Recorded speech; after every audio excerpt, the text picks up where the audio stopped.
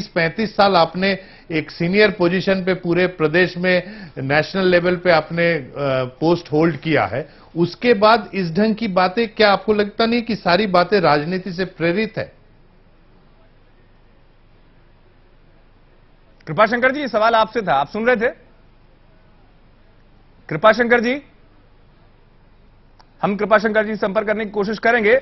इस बीच रघु जी, प्रज्ञान जी जो आपसे सवाल कर रहे थे, उनका सवाल यह भी था कि एक 30-35 वर्ष के अनुभवी वरिष्ठ अधिकारी पर आप सीधी स्थिति में अगर कहते हैं कि वो जो है फंड कहां से आएगा आपके पास में? आपके संसाधन लिमिटेड हैं, आपके सोर्स लिमिटेड हैं। आपने ये नहीं सुना, करते जा रहे हो। आपने ये नहीं सुना कि उन्होंने एक अच्छी बात कही। आपने रघु जी दरअसल ये नहीं सुना, तो सप्लीमेंट्री आप इस बात को समझिए ना। आप अपने अमित, अगर मैं पूछूं प्रकाश जी से, आप सोर्स होना चाहिए। अमित, मैं रघु जी से पूछना चाहूंगा, रघु जी आपसे मैं पूछना चाहूंगा कि आप कह रहे हैं कि फंड की व्यवस्था राज्य में नहीं है, आपके यहां क्या फूड सिक्योरिटी बिल का, डायरेक्ट कैश पेमेंट का, अकाउंट ट्रांसफर के लिए आपके यूपीए सरकार के पास पैसा है?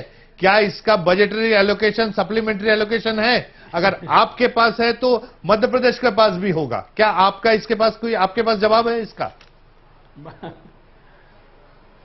रघु जी, सवाल आपसे था। रूप से माननीय प्रधानमंत्री मनमोहन सिंह जी इकोनॉमिस्ट हैं, फाइनेंस मिनिस्टर रहे हैं, हाँ। और ही नोज कि हाँ। हमको ये पैसा कहां से लाना है, और ऑलरेडी उसका उन्होंने व्यवस्था कर रखी है। और वहां पे अभी इमीडिएटली सर दोनों चीजों में अंतर है।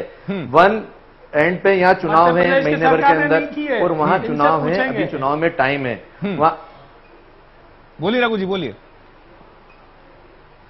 वहां चुनाव 2014 में है, और हम बात कर रहे हैं कि आखिरी चुनाव जब आचार संहिता लग रही है, जब घोषणा करने की बात कर रहे हैं, तो यहाँ की उसमें डिफरेंस है। यहाँ इमीडिएट 7 दिन बाद चुनाव आचार संहिता की घोषणा होने जा रही है, और वहां वो हमारी चिंता है। एक मिनट प्रकाश जी, मध्य प्रदेश सरकार की चिंता है, उनकी घोषणाओं का अमल कैसे करना है उनको। और जहां तक नहीं, इनकी चिंता नहीं है, ये मध्य प्रदेश सरकार की चिंता है। वो आपकी चिंता है, आपकी चिंता है। चलिए, लेकिन पहले मुझे सुनने दीजिए रघु जी को। मैं अमित, रघु जी के इसी पे बात पे कहना चाहूंगा। उन्होंने कहा प्रधानमंत्री अर्थशास्त्री है, उनको मालूम है कहां से पैसा आएगा। प्रकाश जी, आप इस पे बताइए, आप कह रहे हैं कि हमें मालूम है, आप प्रधानमंत्री की अर्थशास्त्री होने से क्या आपको मालूम है कि जिस ढंग से प्रधानमंत्री एक बड़े अर्थशास्त्री हैं और वो व्यवस्था करेंगे, और रघु जी का कहना है कि आपकी सरकार व्यवस्था प्रदेश में नहीं कर पाएगी, इस पे आपकी क्या प्रतिक्रिया है?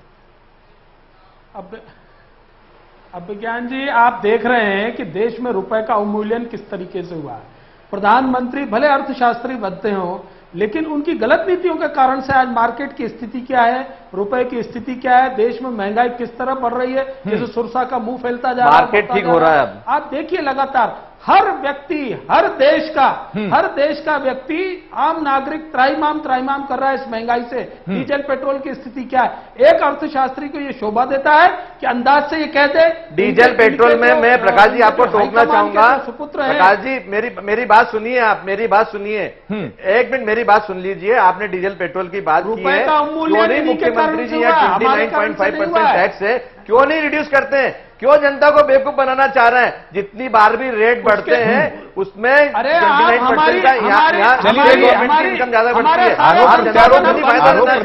रुपए का जो अवमूल्यन है वो बहुत बेहतर स्थिति में नहीं चला जाएगा, ये बात आप समझने की कोशिश करें, क्योंकि उसका जो प्रभाव है वो आम आदमी पर ही पड़ता है। यहाँ मुझे रुकना पड़ रहा है, ब्रेक के बाद लौटेंगे, चर्चा जारी रखेंगे। यहाँ ब्रेक के लिए रुक रहा है, ब्रेक के बाद जब आएंगे तो जानेंगे और भी पहलू को, क्योंकि जिस बात को रघु जी कह रहे थे कि एक पूर्व मुख्य सचिव अगर इस बात को कहते हैं तो उनकी बात, अगर ये बात पूर्वाग्रह से हो सकती है या एक पक्षी दृष्टिकोण हो सकता है, इन तमाम पहलुओं को समझेंगे। जल्द हाजिर होते हैं ब्रेक के बाद।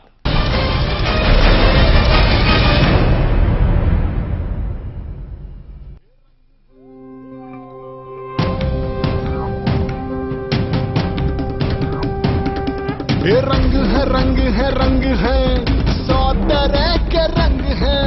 कान्हा में सैकड़ों शेर दहाड़े, हर कोई देखे आंखें फाड़े, वो आंखें फाड़े, आंखें फाड़े, आंखें फाड़े, आंखें फाड़े। खजुराहो की खामोश मूरत, प्यार की कितनी प्यारी सूरत।